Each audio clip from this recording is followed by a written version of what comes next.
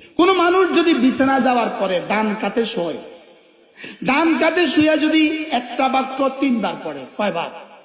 আল্লাহর নবী বলেন আল্লাহ তাআলা তার গুনাহগুলোকে মাফ করে দিবে।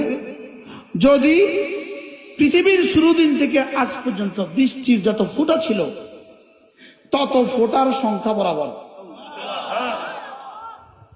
পৃথিবীতে যত গাছ আছে তত গাছের পাতা বরাবর। কি শুনলেন?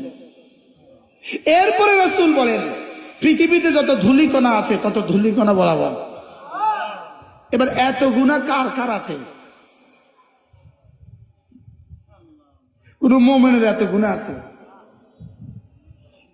তাহলে এই বাক্যটা যদি আপনি পড়েন ডান কাতে শুয়ে, বলবো বাক্যটা বলবো, আস্তাগফিরুল্লাহাল্লাযী লা ইলাহা ইল্লা হুয়াল হাইয়ুল কাইয়্যুম ওয়া আতুবু ইলাইহি লা হাওলা ওয়ালা কুওয়াতা ইল্লা বিল্লাহ।